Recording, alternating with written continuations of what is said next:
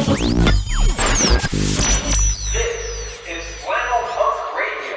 Thank you for tuning in to another episode of Flannel Punk Radio. I'm your host, Corey Milton. This interview is from a band called Thanks I Hate It, which is a fairly new band at the time of this recording. I interviewed them at the Sanctuary in Detroit for a 2023 tour with Palette Knife. I'm Sam, I'm the singer. I'm Ryan, I play drums. I'm Ryan, number 2. I also play guitar. Are you officially Ryan number 2, or is that still... We call him Jansky. We just have to Ryan, so I go by last name. I'm Will, I play rhythm guitar. I'm Joel, I play bass and do the other singing. Now, you guys are a fairly new band. As of the recording that we're doing right now, your album, Lover's Lane, has only been out for 2 months. So I feel like I'm on the ground floor. So we're going to go with the very basics. Where are you guys from? We're from Hollister, California, which nobody knows where that is. It's a little farm town. It's not the Hollister you're thinking of. Yeah.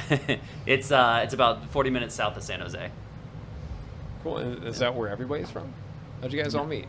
That's where we play. Me and Ryan are from Hollister originally, and then everybody else is kind of from all over the place. Yeah, these two are brothers. They grew up there. And that's the album cover. That's those two on the album there. That was one of my as questions. babies. Yeah, it's these guys as brothers. We thought that was a funny picture. What's going on in that picture? You take it. So, I think from what we can tell, I think we're at our grandparents' house, and they kind of just let us, run around without a whole lot of regard for what we should be wearing. Or what you should be wielding. I noticed you're holding a baseball bat and a golf club. Yeah, so he's like splashing me with a puddle, and I'm not having it.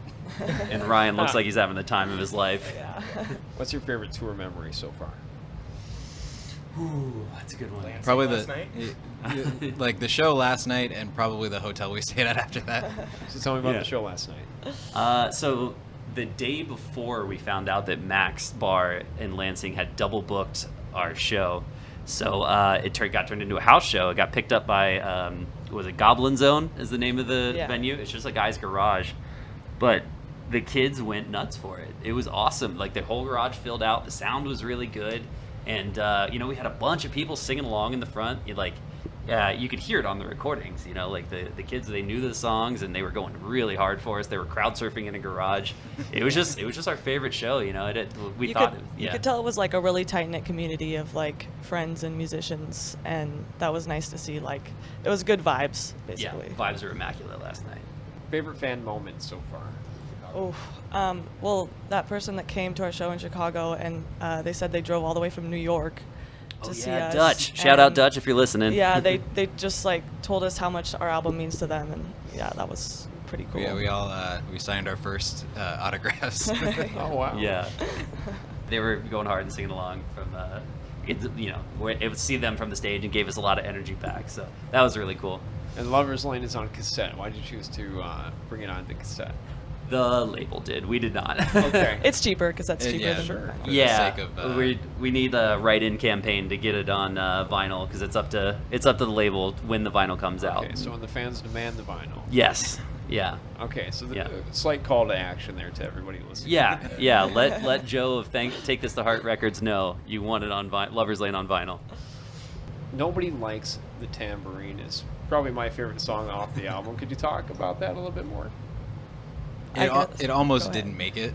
Yeah, that's true. A few of us weren't huge fans of it at first.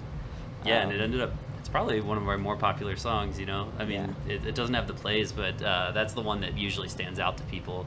And it's not that uncommon for like songs that people really like to almost not make the album. Because it sounds different to the band. And so we're like, I don't know. Maybe we cut this one, but. I wrote it really fast, I think, like, I don't know, like maybe in like an hour, and I think Joe convinced us, he really liked it. Like one of our first calls with, like for our first meeting with Joe from the label, he kind of kept talking about how much he liked that song particularly, and so that was kind of what convinced us to throw it on there. Yeah. And Joel, somebody's cursing you out at the end of that. Who is that?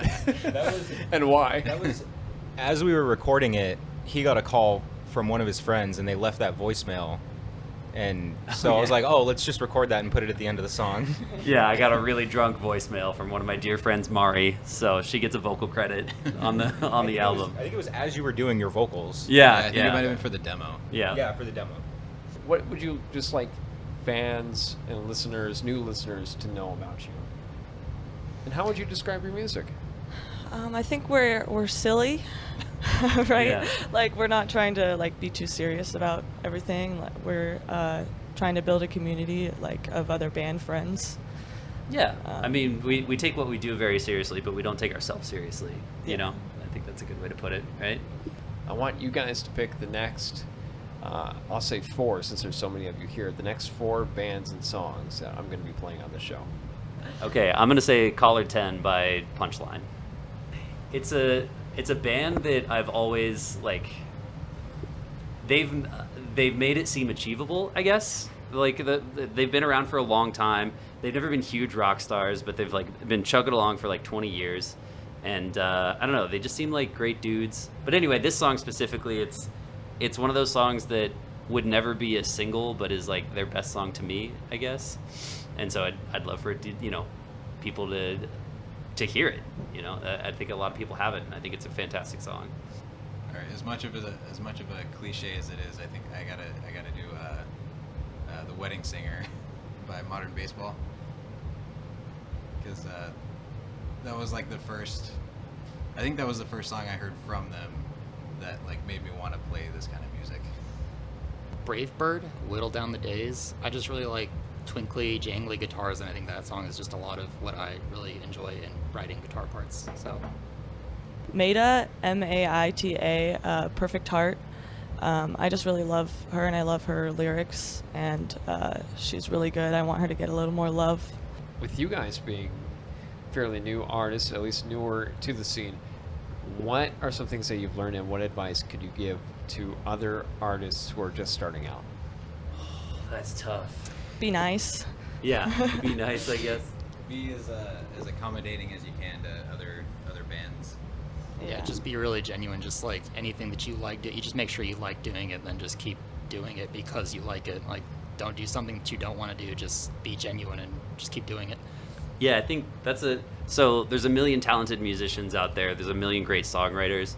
The best thing you can do is be sincere in your music.